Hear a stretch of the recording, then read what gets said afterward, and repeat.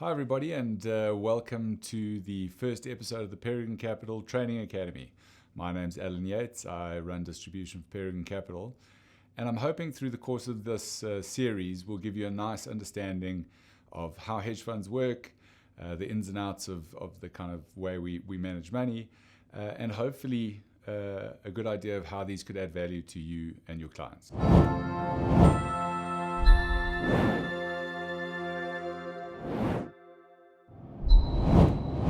So for the first module, I'm going to start with something pretty basic, and it's really just an introduction to hedge funds.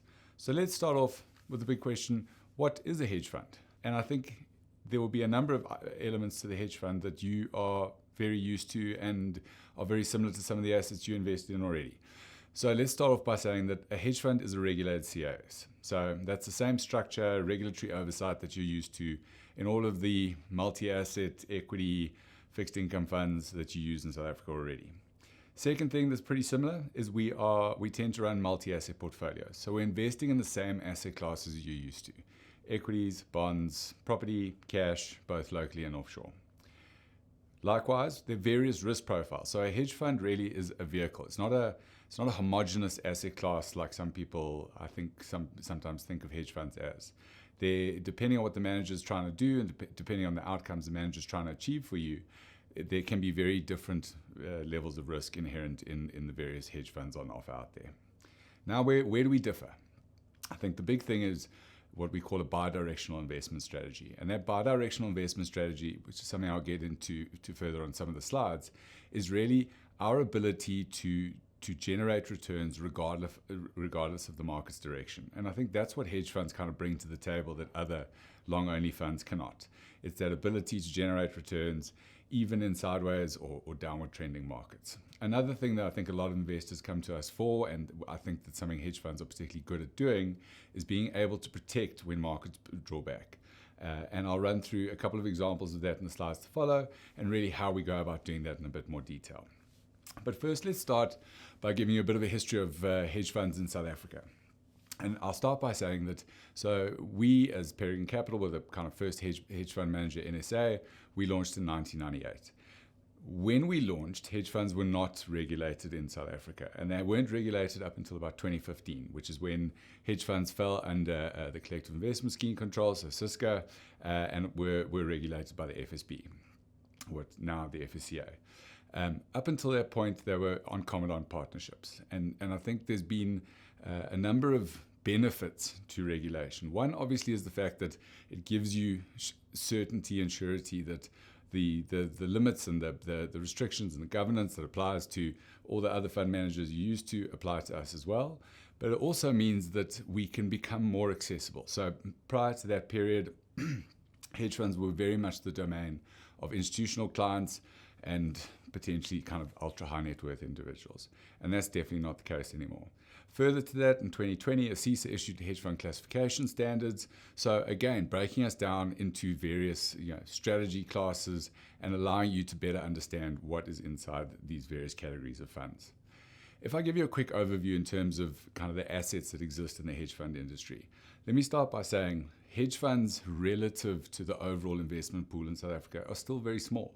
So if you look on the graph that I've got here for you, you'll see that in December 2018, we were running 63 billion rands worth of assets across the entire industry. And while there has been fantastic growth in hedge, and I think that fantastic growth shows you that people see value in this asset class, at 217 billion rand at the moment, we're still very, very small. In fact, we're smaller than some of the big players' own balanced funds. So hedge still makes up a very small part of the industry. And I think the positive of that is that there's lots of room for us to grow. If I dive deeper just for you into retail hedge funds, because I think these are the hedge funds that are applicable to you and your clients. I think the first thing to say is that retail hedge funds, by definition, are aimed at retail investors. And that's a really good thing because the regulation around them, the limitations around them are there to make sure that retail investors get what they're looking for, that this is an asset class that they can access with confidence and with the surety that these funds are managed with their interests at heart. If I break it down for you further, you can see there that the main portion of these assets are called long-short equity funds. And as the name implies, what does that mean? It means most of the returns in those funds are generated by investing in the equity market. So either going long equities or short equities, but equity related. The other two categories that are there for you are the fixed income hedge funds and then multi-strategy hedge funds. Now, a multi-strategy hedge fund is really just combining a number of different strategies into one product. So there's probably some long-short equity, there's probably some fixed income, there might be some arbitrage, there might be some macro variable stuff, but it's just different alpha generation buckets inside a singular fund. But the big one at the moment, the one that's kind of dominating the landscape, is that long-short equity space. And I think the next question is, why have hedge funds become more topical? So, I mean, I don't think you would have needed to have watched a video like this 5 or 6 years ago, because you probably didn't have clients asking you about hedge funds. And that has changed quite a lot. What has driven the change? Well, I think the big thing is the difference between what we call a qualified investor fund and a retail investor fund. Now, a qualified investor fund, which is was the traditional vehicle of hedge when we started doing hedge funds, and it was very much aimed at what we call qualified investors, so really institutional investors. So those funds had pretty high minimum investment requirements. They weren't very liquid. They dealt normally on a monthly basis, and there was a lack of access specifically around list platform availability. All that has changed in the last 5 or 6 years, and so now if you look at it, it is obviously they're all regulated. The investment minimums have dropped essentially to whatever the platform wants it to be. The funds have become daily dealing. They're very much open to and targeted at retail investors, and I think very importantly available on all the major list platforms. And it's not just our funds that are available. There's a great selection of hedge fund managers out there that are available on a number of list platforms. So let's dive into some of the hedge fund characteristics and specifically kind of what's interesting about hedge. If I start on the right-hand side of this thing, actually, if you think of a traditional unit trust, so the fund manager is somewhat limited in terms of how they can express their views. So their views are, if I like a company and I like a stock and I think it's going to appreciate, I'm going to buy that business. If I don't like something, I might be underweight the benchmark, or I might have it at zero in my portfolio. But I can't profit from a negative view on a company. Likewise, I think most of the long-only managers out there are benchmark cognizant. So they're looking to outperform a set benchmark, whether it's the equity index or a balance of a couple of different indices. They are looking to outperform that benchmark. But their returns are very much dependent on the market rising and the assets they hold rising in value. If you look at hedge funds, it simply means we have a few more tools in the toolbox, if I can call it that. So, and for me, the first thing is, and again, if we're starting on the right-hand side here, is to say we're not benchmark cognizant. So whether a company happens to be in the JSE Top 40 index is not an indication of whether that's a good investment for our investors. It's an indication that that is one of the 40 largest businesses on the index at the time, which means it probably was a good investment at some point in time, and it's grown nicely, but that doesn't necessarily imply it's a good investment now. Our investors come to us to say, regardless of what markets do, we are expecting you to generate a return that is positive in nature. And therefore, you have to manage your funds in quite a different fashion. The way we do that, very flexible investment strategies. And we've talked about the toolbox, and I'll talk about a couple of these specifically in more detail just now, but we have the ability to use things like short selling, pair trades, derivative instruments, which allow us to generate that kind of bi-directional investment strategy.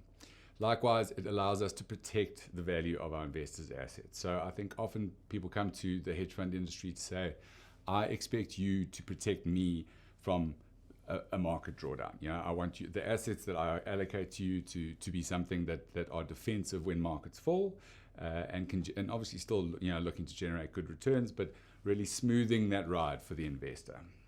And because of these things, what can we do? We can generate positive returns regardless of market direction. And the appeal of that is obviously sometimes markets don't do well for a prolonged period of time, and hedge funds have that additional toolkit to be able to still extract that alpha, extract that performance, even when markets are a bit slow. So the very basic version of this bi-directional investment strategy is that we can short sell. And now what does short sell mean? So if I give you my very, very simplified example here, my simplified example is I can borrow an apple from you and I can sell it at the market price on the day. And let's say that market price is 10 Rand. Now, I'm assuming, obviously, and I'm hoping that the value of apples, or the market price of apples, is going to fall.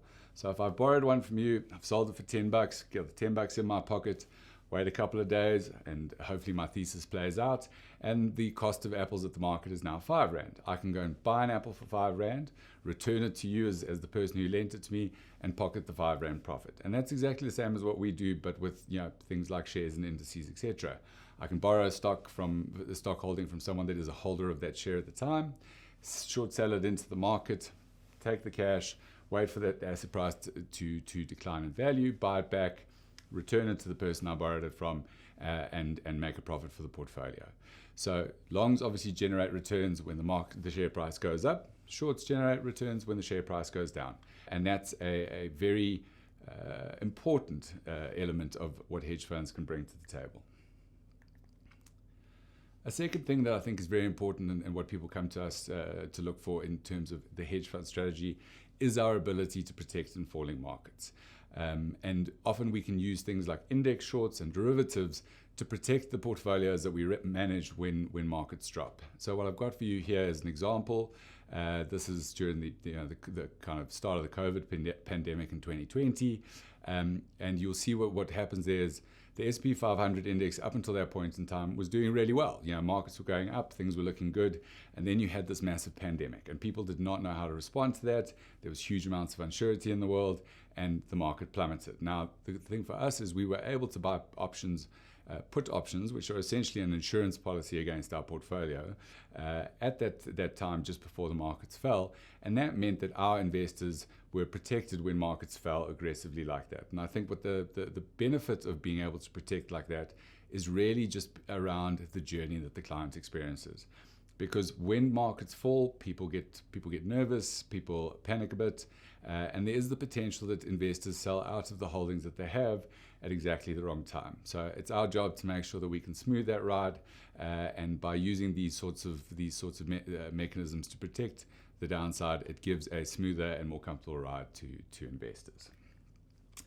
Now, if I give you an example of this, following on from that, is to say to you that in that period of time, so really just sort of March, April of 2020, so we bought those put options, we applied those put options to the portfolio, and what that meant was, while the market was down, so the Caps Wix index in South Africa was down almost 17% for that period of time, our high growth fund was down less than 1%. And that's really what investors are coming to us for. They're coming to us for that kind of protection when markets fall.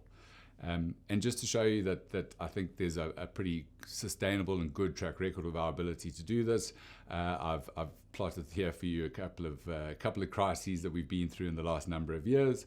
And I think what you can see there is that time and time again, we are able to, and I think it's not just us, there are a number of other hedge funds out there that have done very similar, we're able to protect that capital value for our investors when it matters most. Now, why do we do that? I mean, I think the answer is, as I said earlier, the journey matters to the investor, certainly, and I think that is an important point to be made. It's often we look at a fact sheet and it says, okay, your returns were 10% over the last 10 years, but if the 10% over the last 10 years, it isn't a linear return. There could be some very large drawdowns, and as I say, that might be a period when investors get frightened and they pull their money out at just the wrong time. But the second element to that is to say that a drawdown and the upside required to get back to break even are not the same number. So if you think about it in that sense, a rand of excess return in a down market is more valuable than a rand of excess return in an up market. And if I use just the most extreme example on the slide, if you suffered a drawdown in an asset of 50%, you'd need that asset to double in price, so 100% return just to break even. And so by being able to protect that downside, it means that we are able to continuously compound our investor returns from higher and higher levels. So you're not having to take additional risk on the way back up to regain the things that you've lost. And I think that is a big difference in the way that hedge fund managers are able to execute these things with this wider toolkit.